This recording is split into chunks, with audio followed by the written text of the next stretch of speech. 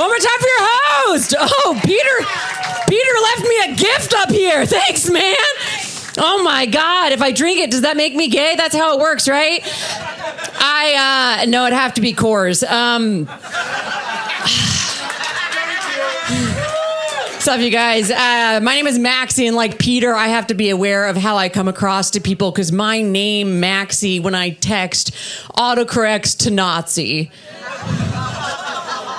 Which makes signing into the Zoom meetings a hell of a lot faster, let me tell you. I'm like, Maxi number 3, reporting for duty. See, I have to make it clear that's a joke. Because otherwise someone's going to see that online and love me for it. That's not the kind of fan that I want. I know that's not a very common problem, Maxi autocorrecting to Nazi. The only other people who've dealt with that is Kotex. I'd hate to be there for a little day at the factory where some poor intern is like, oh no, we just sent out a shipment of Nazi pads. Hell yeah, Austin. I used to be more blonde, and I stopped going by my maiden name, Gumprecht. Because as you might have guessed, it's German. And it makes my dad sad. He's like, oh, you're not proud of your German heritage? I'm like, any other heritage I could be safely proud of. I could have been a proud Latina. I could have been a proud black woman. But the only thing I look like is a proud boy.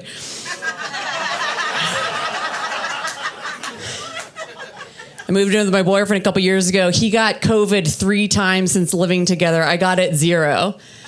And he goes, oh, must be those strong German genes. If only everybody had those strong German genes. Right? I'm like, yes. What if everyone had strong German genes? What if there were a way to systematically ensure... Nah. It's been done. Y'all are fun. I'm in from LA. I live there, and don't worry, it hasn't made me stuck up. Quite the opposite. It's really kept my ego in check. Because LA has such unrealistic beauty standards that, like, I come here and I say I'm beautiful, and then you're like, yeah, you go, girl. Yeah. Phew. I go back to LA, they're like, is that the joke?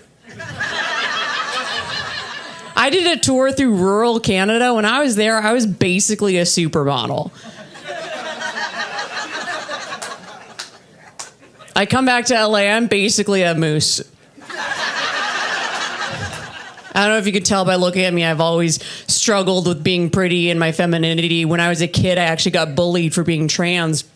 And it was really hard because I was not trans. Because of my voice and because my parents dressed me in my older brother's hand-me-downs, girls would corner me in the bathroom and go, Maxi's a man! Maxi's a man! And then right there in the bathroom, to prove I wasn't a man, I'd have to cry in front of them. Which proved I wasn't a man. Proved I was a real man. Yeah.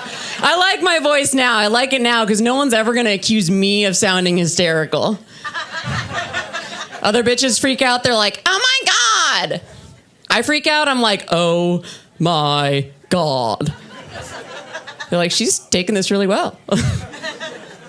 I know it's my nature. I've grown into it. I've never really been that feminine. I'm not one of those girls who's broadcasting my pussy this, my pussy that. My pussy's a goddess. I'm always like, a goddess? Mine's more like an air fryer. At first I was like, oh, I'm going to use this all the time. A little while later, you're like, takeout's faster. Love it. Do whatever you want. Be proud of your body, what you got. But sometimes I think it goes too far. I learned there's a trend on TikTok. Shit. That's how far out of touch I am. The girls on TikTok are taking them. There's a trend. Did I make it to the trend called vabbing? Great. My lips aren't the only ones getting caught up in this. They take themselves and dab it on like perfume. Right? My friend Rachel told me about it. She was like, ew, who wants to smell like a gross, rotten, smelly fish? I was like, you should get that checked out, Rach. I'm all for pussy power, but I don't like the idea of treating a pussy like a goddess because it sets up the expectation we got to treat dicks like gods. And hey, I already treat my boyfriend's dick like a god. I ignore it except for major holidays.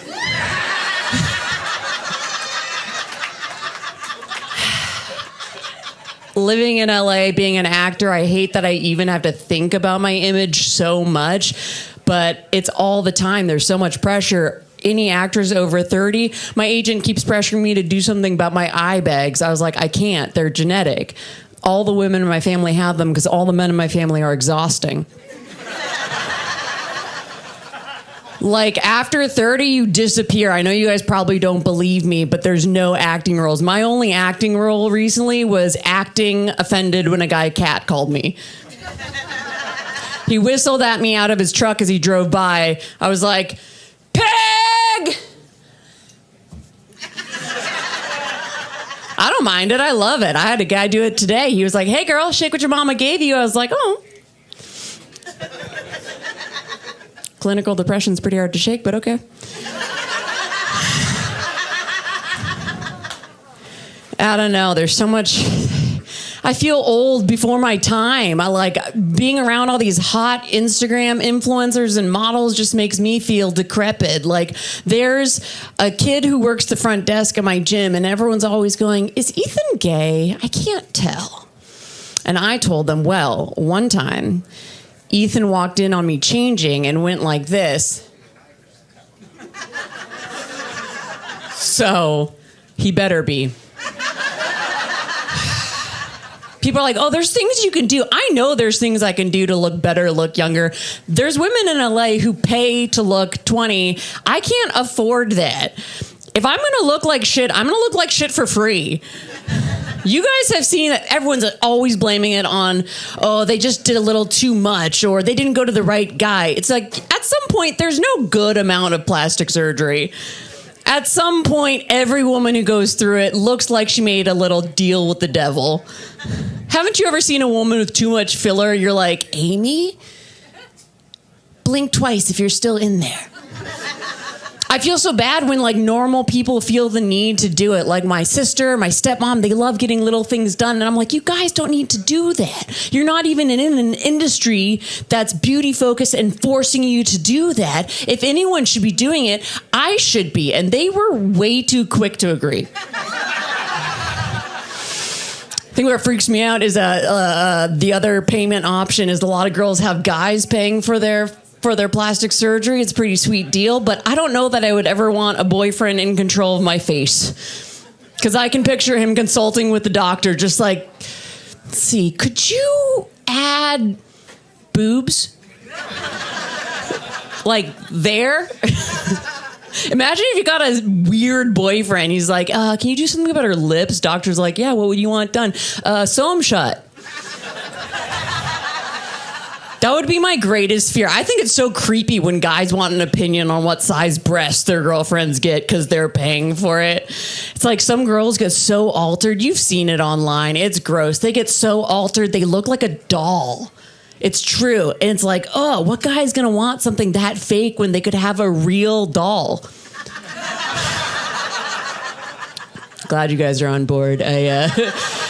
I will admit, I did do a consultation once. I got vain and I did a consult with a guy who claimed, like, oh, yeah, no, I can do this and that and make it look totally natural. And that's when I remembered I have never agreed with the opinion of a guy on what looks good. I could be wrapped in a corset made of duct tape and my date would be like, yeah, no, you look great. Grandma's going to love you in that. I overhear men trying to buy their wives clothes all the time. They're like, yeah, I'd like to see her in something classy, like latex. I would never trust my boyfriend to pick something good for me. We have different opinions of what looks good about me. I'll be halfway doing my makeup. Eyebrows aren't even on yet. He'll come in like, are you ready? I'm like, are you blind? The only time he was right is I came out of our room and he goes, ooh, those shorts are really short. I'm like, you're just being territorial. I went to the store. Some guy comes up. I like your dress. He was right. They were too short. I'll give him that. I didn't think I was feeling older until I've noticed some changes recently. Like as I've gone over 30, I've started getting into God more. Is that happening to anyone? It's sort of embarrassing to say. I was walking on the street after a really rough day, and I saw 2 teenage girls drunk riding one scooter biff it into the pavement. And I was like, thanks, big guy. I needed that. Look, I have nothing against girls who are younger and hotter than me. I just hate them. I hate when girls ruin my favorite movies, or anyone under 20, actually. It didn't age well. My favorite movies growing up, it didn't age well. Cringe. It didn't age well. I'm like, I can't wait for the day you realize that's just aging. Things not going great. If Blazing Saddles can't stand the test of time, neither can you, Parker. Jesus Christ. Only last bit I'll mention about this, complaining about myself, is like the ageism in Hollywood is true, you guys. The stories you've skipped over are true. Being an actress in my 30s so far has been a lot like being a man in his 40s. I'm constantly being told I'm too old for girls in their 20s. Not going to stop me from trying. My agent's like, let's stick to your age range. I don't want your feelings to get hurt. I'm like, it could happen. No, it can't, sweetie. I don't want to be dating 20-year-olds. I don't get why men will bother going back to dating 20. They look like babies to me. And if that's part of the attraction, man, you're weirder than I thought.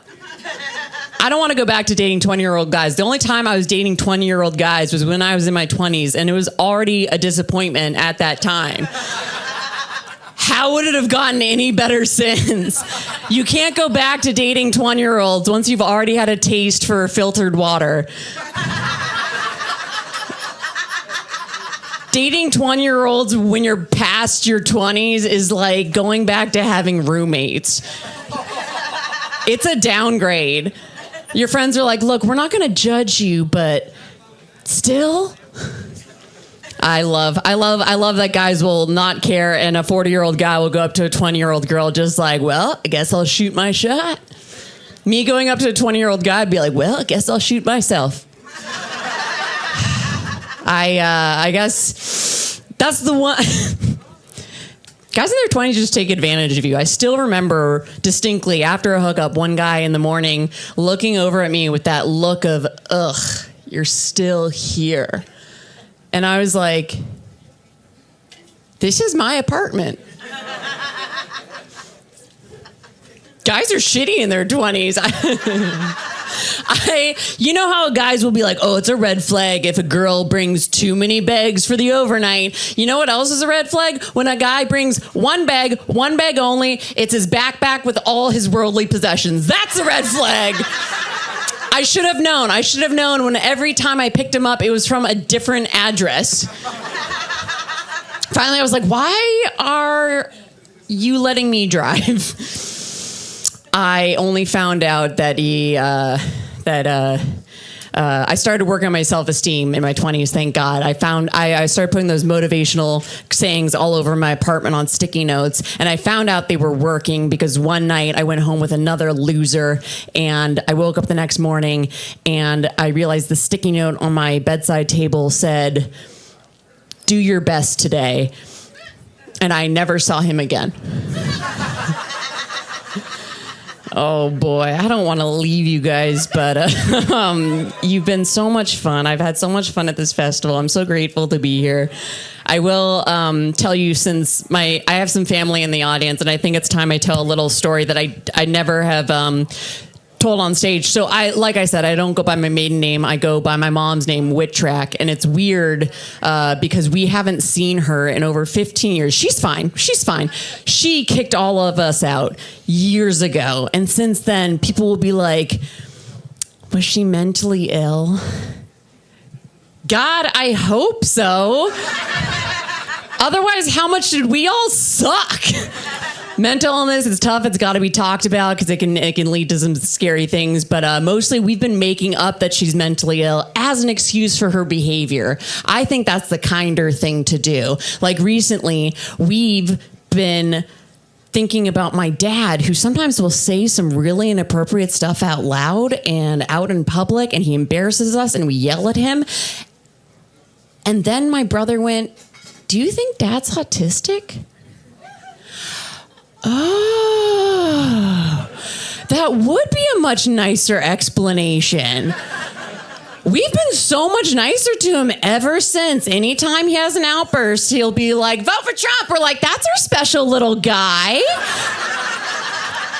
And look, I don't mean to split the room. I know where I am. I don't mean to imply that you have to have something mentally wrong with you to be autistic. Thanks, you guys. I'm Maxi Whittrack. Give it up for yourselves.